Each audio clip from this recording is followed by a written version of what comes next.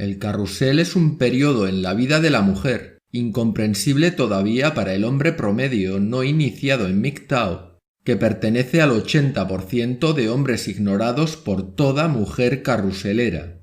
Un hombre promedio que no conoce la realidad del animal sexual en que se convierte la carruselera cuando se tropieza con un hombre del 20% de más éxito entre las mujeres, al que se dedica en cuerpo y alma.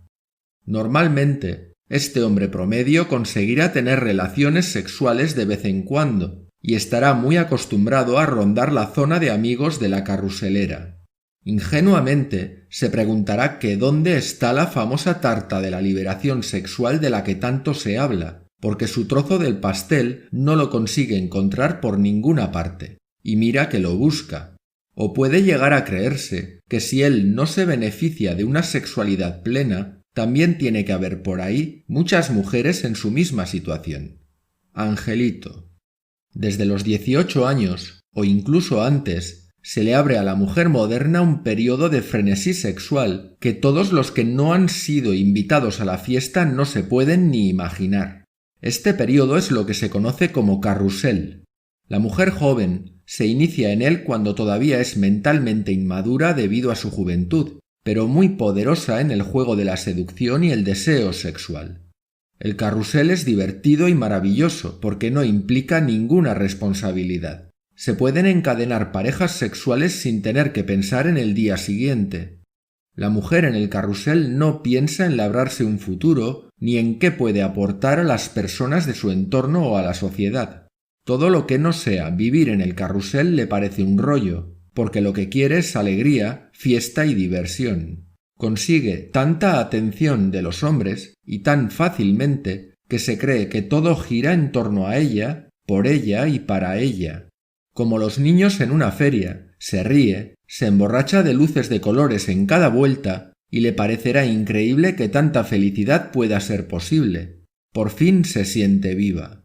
El carrusel no afecta a todas las mujeres. Unas pocas se casarán con su primer amor a los 19 años y otras serán más comedidas en su número de citas, a menudo porque no tienen demasiadas opciones o porque viven en lugares recónditos de difícil acceso por tierra, mar o aire. Pero el poder de atracción del carrusel es tal que pocas son las mujeres de nuestro tiempo que no lo prueban por lo menos durante 2 o 3 años. La mayoría se subirá al carrusel casi de la misma forma en que un toxicómano entra en el mundo de las drogas. Se encontrará de joven en su entorno familiar y escolar con amigos y conocidos que la iniciarán en el libertinaje y que limarán las últimas asperezas, esas pequeñas reticencias que le puedan quedar de la educación opresora heteropatriarcal recibida en su niñez. Le dirán que no pasa nada, que ya verás qué divertido, que todo el mundo lo hace. Debido a que todo es nuevo para ella, la timidez o la inseguridad la harán dudar, pero no sabrá cómo decir que no por no ser descortés, y como además le pican la curiosidad y el morbo, se subirá al carrusel y descubrirá que le gusta dar vueltas y más vueltas, cada vez más rápido hasta perder la cuenta. Por decoro, no enumeraremos aquí las imaginativas prácticas a las que se entregará la mujer carruselera y no intentaremos contar la historia de sus hazañas. Sería demasiado extenso para un solo vídeo. El fenómeno del carrusel está lejos de pasar de moda. Nunca antes el deseo sexual había estado tan incentivado ni tan sobredimensionado, ni tan presente en la sociedad. Tal y como lo conocemos hoy en día, el carrusel es la consecuencia directa de la liberación sexual, que ha conseguido que veamos como independientes 3 conceptos que hasta entonces estaban muy interrelacionados: la moralidad, la sexualidad y la reproducción. Hace unos 30 años, muchos hombres hicieron campaña por la liberación sexual de la mujer, pensando que se iban a poner las botas, que disfrutarían del sexo con las mujeres sin límite, pero se encontraron con que aquella soñada liberación derivó en el carrusel, que provocó la miseria sexual de muchos hombres, ya que en el carruselismo, lo mismo que en el capitalismo, hay abundancia solo para unos pocos en detrimento de otros muchos. Las mujeres, además, siempre han promovido la imagen de su inaccesibilidad para crear sensación de escasez e incrementar artificialmente su valor en el mercado sexual. Si a esto le añadimos que en el momento histórico tan liberal y permisivo en que vivimos, las expectativas que crea la hipergamia femenina son tan elevadas y apuntan tan alto en la pirámide social, que a muchos hombres no les queda más opción que conformarse con idealizarlas y fantasear con poseerlas. La fuerza que propulsa al carrusel es la sobrevaloración y el endiosamiento de la mujer. Pero el carrusel tiene fecha de caducidad. Después de haberse pasado una década deslumbrante en la magia del sexo descontrolado y frenético del carrusel, la mujer se ve un día fuera de él, a veces incluso cansada y asqueada de sus propios excesos. Su biología le sorprende con que ya no atrae a los hombres como antes y que ya no son tan fáciles de conquistar. En definitiva, la joven ya no lo es. Se pasa horas enteras delante del espejo, alarmada por las arrugas que descubre en su cara. Está envejeciendo. Se asusta y le entran unas prisas locas por encontrar la estabilidad de un hombre con recursos con quien formar una familia, pero tiene miedo a equivocarse en la elección, porque se da cuenta de que ya no le queda tiempo. La salida del carrusel nunca es agradable para la mujer. Piensa con nostalgia que cualquier tiempo pasado siempre fue mejor, y le decepciona comprobar que los únicos hombres que se le acercan son los que antes rechazaba, a los que compara con los hombres que la usaban antes y que ya no la rondan. Las carruseleras afrontan el final de diferentes formas. Nos podemos encontrar con las adictas al carrusel, que se niegan a abandonarlo. Aunque éstas no son muy numerosas, cada vez abundan más, y se las reconoce fácilmente porque hacen todo lo posible por no envejecer. La mujer madura, adicta al recuerdo de su carrusel particular, se autoengaña pretendiendo una juventud que ya no tiene. Saldrá a la calle después de aplicarse varias capas de maquillaje, vestirá ropa juvenil varias tallas inferiores a la suya y, si se lo puede permitir, abusará de la cirugía estética. Compensará su deterioro físico con la hipersexualización de su imagen, con la promesa de una sexualidad más accesible.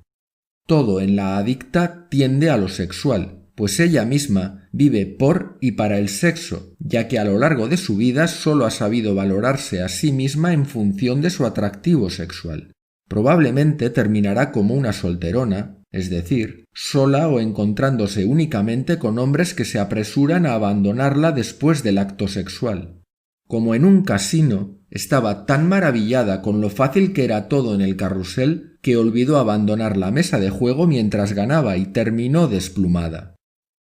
Están también las mujeres que deciden asumir con normalidad su estancia en el carrusel, no porque den muestra de una mayor seguridad en sí mismas, sino porque en nuestro mundo moderno nadie las criticará por su prolífico historial sexual. Estas mujeres que asumen su condición de carruseleras lo confesarán todo orgullosas de ser mujeres de mundo. ¿Tríos mezclando alcohol y drogas duras? Sí, claro, como todo el mundo, tienes que experimentar cuando eres joven. ¿Una orgía en la playa con 14 desconocidos? Sí, claro, todos buscamos nuestros límites cuando somos jóvenes. Si estás buscando material para escribir libros eróticos, la carruselera diplomada podría llegar a dejar sin palabras al Marqués de Sade. Es casi vergonzante la forma en que se entregan a la última de las perversiones sin hacerse demasiadas preguntas. Afortunadamente para ella, la que asume con normalidad el carrusel, es probable que encuentre a un incauto que comprenda y acepte su pasado. Luego tenemos a la arrepentida. La arrepentida acepta hablar de su pasado siempre y cuando esté edulcorado. Nunca irá más allá de dar 3 o 4 pinceladas acerca de su vida anterior. Voluntariamente se olvidará de la mayor parte de su pasado y será una gran aficionada a las mentiras piadosas, porque en la pareja ya sabes que no es bueno contarlo todo. Esta mujer contará que cometió algunos excesos, pero nada de lo que su proveedor actual deba preocuparse. Transformará la realidad de su docena de parejas sexuales y de los 50 o más, ni sabe ella cuántos rollos de una noche, cómo quieres que se acuerde, por algo más aceptable como 3 o 4 novios y algún otro con el que no fue más allá de besarse. La arrepentida espera y confía en que podrá borrar su pasado carruselero para encontrar a un buen hombre que sepa tratarla como la princesa que es. La última categoría corresponde a la puritana. La puritana no endulza la realidad de su pasado sexual como la arrepentida. La puritana niega la realidad con todas sus fuerzas. Clamará al mundo su apego a los valores tradicionales, a la moralidad más estricta, se disfrazará de castidad y pureza e hipócritamente buscará la forma de enmascarar su pasado a través de la religión o se unirá a alguna ONG en la que mostrará al mundo su candorosa virginidad espiritual. La puritana sabe que con su escenificación podrá atrapar a algún hombre religioso, chapado a la antigua o lo suficientemente ingenuo como para creer todavía en unicornios. Pero tened claro que cuanto más fanatizada sea su puesta en escena, más tendrá que reprocharse por la realidad de su pasado en el carrusel. Este paso por el carrusel de parte de cada vez más mujeres no está exento de consecuencias tanto individuales como colectivas. Las consecuencias individuales son absolutamente personales y cada excarruselera sabrá cómo le afecta íntimamente el paso por su carrusel particular.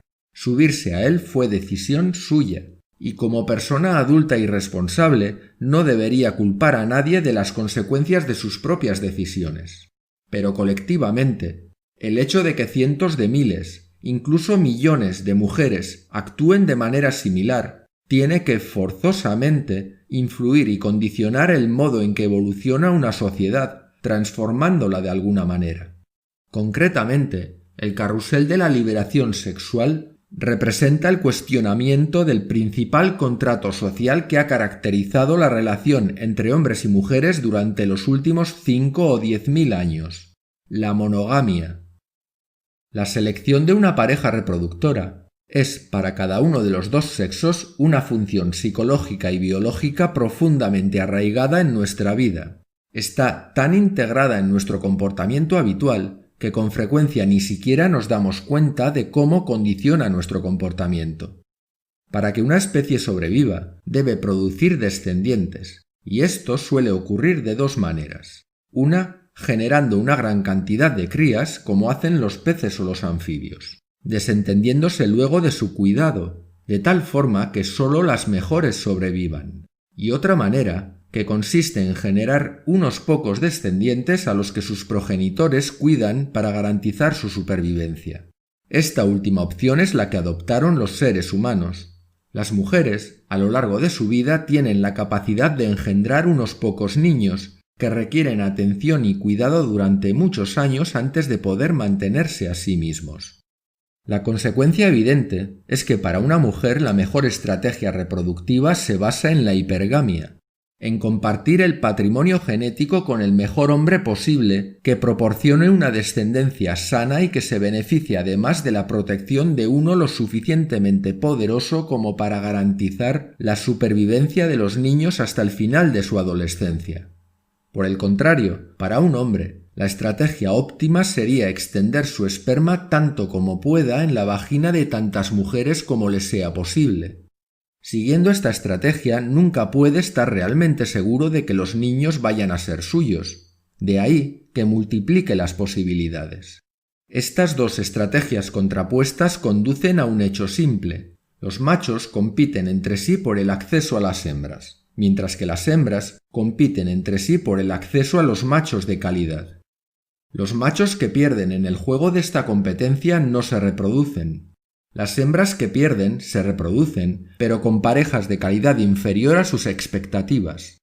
Lo que a la mujer le interesaba de su pareja en aquel tiempo prehistórico era que le suministrara protección y recursos durante el mayor tiempo posible, y que el hombre no la abandonara por mujeres más jóvenes, más fértiles o más hermosas que ella. Es decir, que para maximizar las posibilidades de supervivencia de sus hijos, la mujer debía conseguir de alguna manera que el hombre renunciara a su instinto de reproducirse con cuantas más mejor y adoptara la exclusividad en beneficio de ella. Es decir, que adoptara la monogamia. Pero ¿por qué cambiaría el hombre de comportamiento? ¿Qué podría ofrecer la mujer que hiciera que el hombre sacrificara sus instintos? Para que ese abandono ocurriera, debían llegar a un acuerdo que se alejara del camino marcado por la naturaleza, en el que las dos partes obtuvieran algún beneficio y que les compensara a los dos mantenerlo durante siglos. De este pacto surgió la monogamia. que en el ser humano no es natural sino artificial, por el que cada parte se compromete a limitar sus respectivas tendencias instintivas de reproducción. La monogamia se basa en un intercambio simple. La mujer ofrece a un hombre el acceso exclusivo a su vagina a cambio del compromiso del hombre de satisfacer las necesidades de su compañera y sus descendientes, protegiéndola de otros hombres o de los peligros y las incomodidades de la naturaleza. Con este intercambio se puede ver el sobredimensionamiento del valor de una vagina. El trato es costoso y, visto fríamente, totalmente desproporcionado. Pero no es excesivamente deshonesto, puesto que los hombres no estaban obligados a aceptar el precio exigido por la mujer, y es difícil que ella no se sorprendiera de lo fácilmente que se dejan arrebatar los recursos los hombres. Aunque el hombre pierde mucha de su libertad y limita sus posibilidades reproductivas a una sola mujer, la mujer también corre un riesgo considerable, ya que apuesta su futuro a una sola baza.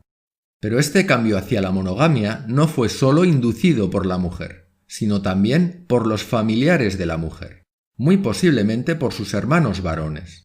Imaginemos la situación. En un tiempo en el que una boca más que alimentar podía suponer una gran diferencia para un grupo humano, que una mujer volviera a donde su hermano, llorando porque el macho alfa que la embarazó se había ido con otra, le suponía al hermano el sobreesfuerzo de ocuparse de su hermana y sus sobrinos, cuando ya tenía dificultades para alimentarse a sí mismo, posiblemente a su madre, que para eso estaban los hijos también, y naturalmente a la mujer y a los hijos de la mujer con la que cohabitara en ese momento.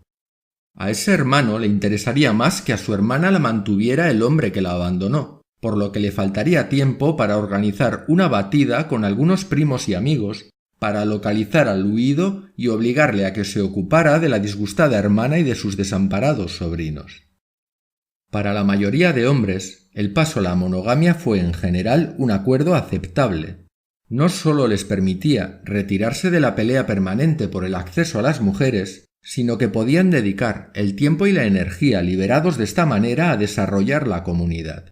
La energía invertida en la lucha individual se podía derivar hacia la lucha colectiva, para, entre otras cosas, hacer la guerra a los vecinos, construir pirámides, explotar los recursos naturales o inventar la rueda.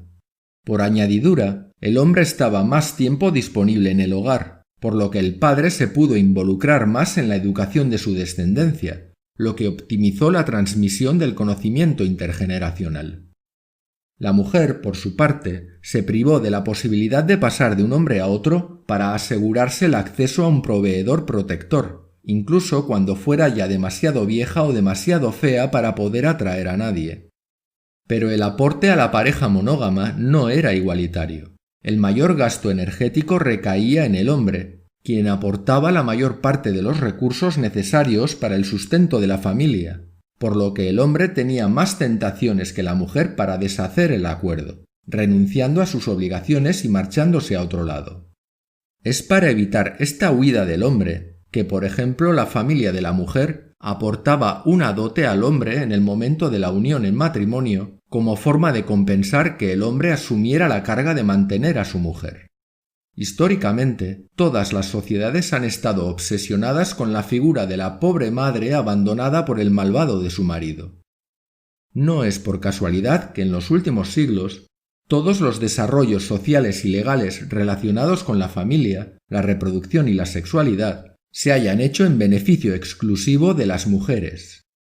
Por ejemplo, mientras que en la antigüedad romana la sola palabra del pater familias determinaba quién era o no su hijo legítimo, durante la Edad Media cristiana se estableció que la mujer tenía presunción de fidelidad, es decir, que la mujer siempre era considerada fiel, por lo que solo el hombre podía ser infiel, y esto hacía que el hijo de la mujer fuera obligatoriamente legítimo hijo del marido. No se dudaba más que muy raramente de su palabra. Y esta sigue siendo la situación hoy en día.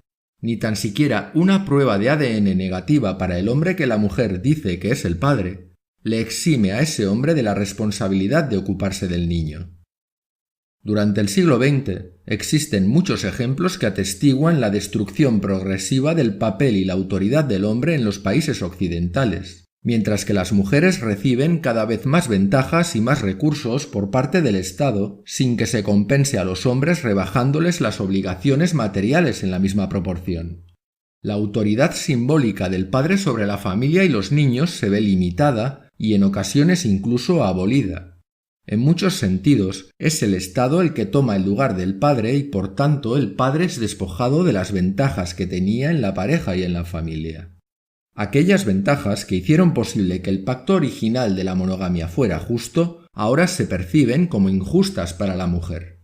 En otras palabras, se podría decir que durante el último siglo el precio del acceso exclusivo a la vagina se ha vuelto todavía más caro, porque los recursos y la protección por los que la intercambiaba los reciben ahora del Estado protector. La mujer ya no necesita a los hombres beta proveedores, porque el Estado ya cumple ese papel de beta y por tanto ya solo aspirará a hombres alfa que son los únicos que pueden pagar el nuevo precio. De ahí el chiste de tantas feministas diciendo que el hombre está obsoleto, pero no es el alfa el obsoleto, sino el beta proveedor. Al mismo tiempo, ninguno de los derechos tradicionales de las mujeres ha sido cuestionado. Conservan sus prerrogativas en el hogar, la sobrevaloración de su condición de madre, la consideración de que por defecto necesita de más ayuda y protección que el hombre, etc. Todo esto le permite a la mujer la reconexión con su hipergamia natural. El paso de la condición monógama de la sociedad al mundo ginocéntrico de hoy no es fruto de una mera casualidad. Es el resultado de la ruptura del contrato social de la monogamia. Pero solo se ha permitido romper el pacto a una de las partes. Al hombre se le tiene todavía atado a sus obligaciones originales. Este mundo contemporáneo, destruyendo el pacto monógamo, nos retrotrae en términos de estructura familiar a varios milenios atrás, al momento en que para los hombres el mundo era una lucha de todos contra todos por el acceso a las mujeres, al momento en el que la mujer se aferraba con uñas y dientes al hombre más poderoso posible, viviendo en la angustia perpetua de que pudiera aparecer una mujer más bella o más joven que le arrebatara su lugar. En muchos aspectos esta liberación de la mujer no es una liberación, es el retorno a la ley de la selva, a la lucha despiadada del todos contra todos. Es la destrucción de las barreras sociales y morales que obligaban a todos a reprimir los instintos naturales para que el grupo se preocupara por algo más que la reproducción y la sexualidad. La pérdida de estas barreras sociales y morales es la causa principal de la aparición de fenómenos como el carrusel, en el que aunque tiene la impresión de divertirse y vivir plenamente su existencia, la joven en realidad arruina las oportunidades de encontrar un cónyuge de calidad. Como la mujer actualmente ve que cualquier comportamiento sexual es lícito, se puede permitir el lujo de cambiar la estrategia reproductiva de la monogamia por la imitación de la estrategia reproductiva del cuco, ese pajarillo que deposita sus huevos en los nidos de otros pájaros para que a sus polluelos los críen los demás. Esta estrategia de engaño o de adulterio puede darse a priori o a posteriori. El más clásico y el más obvio es el engaño a posteriori.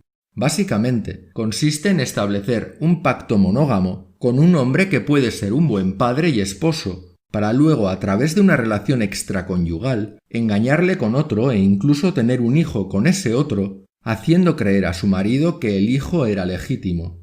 Dentro de la monogamia, este hecho se consideraba una violación del deber conyugal y podía llegar a ser duramente reprimido y castigado. El engaño o adulterio a priori puede parecer más discreto, especialmente porque rara vez se equipara con el adulterio en sentido estricto.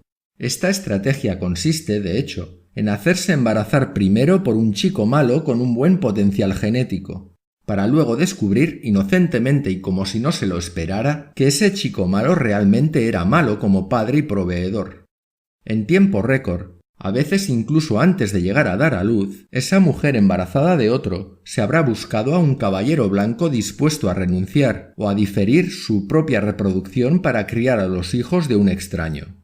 Desde el punto de vista de la naturaleza, estas dos estrategias son positivas, permiten la continuidad de la especie. Pero el problema con estas estrategias es que se basan necesariamente en la ceguera de los hombres respecto a la manera en que son utilizados y manipulados por las mujeres.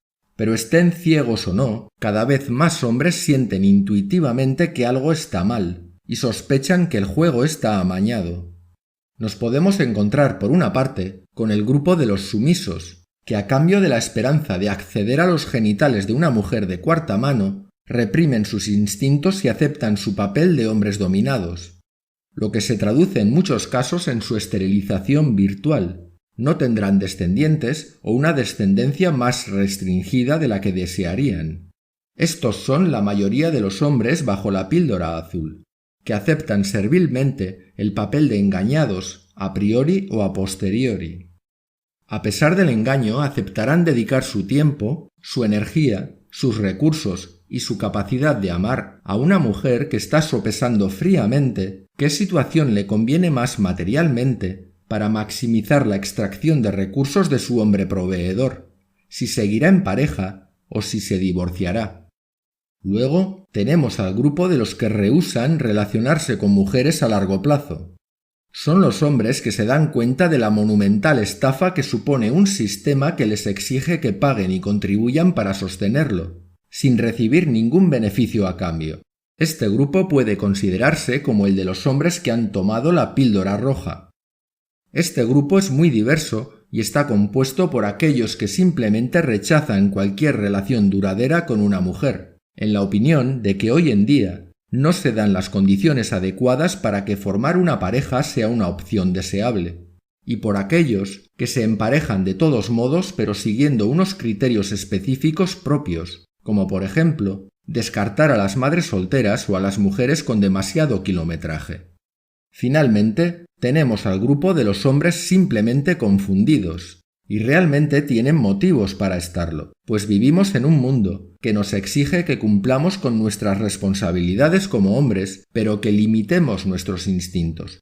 Un mundo en el que la mujer exige un mayor respeto todavía del que siempre ha sentido el hombre por ella, mientras que ella no es ni tan siquiera capaz de respetarse a sí misma. Un mundo, en definitiva, que pretende controlar y someter el comportamiento masculino mientras promueve el descontrol del femenino.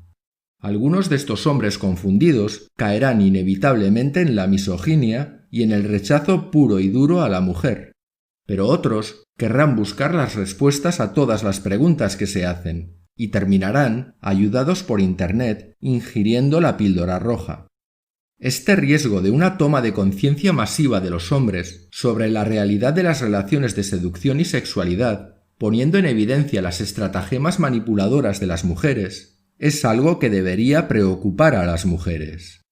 Para que la sociedad pueda continuar priorizándolas, validando su comportamiento por muy discutible que pueda ser a veces, y considerarlas permanentemente como víctimas de las circunstancias y nunca como responsables de sus propios actos y decisiones, es necesario que exista una gran cantidad de hombres frustrados, sexual y emocionalmente, que se arrodillen obedientes y sumisos ante ellas. Pero el número de hombres que desconfían ante el desequilibrio en las relaciones hombre-mujer es cada vez mayor, por lo que el feminismo, en su carrera hacia ninguna parte, necesitará seguir aplastando a los sumisos para que nunca se les ocurra desviarse de la Matrix, y aplastar y doblegar la insumisión de los que no quieren continuar en el rebaño para evitar la disidencia al pensamiento único.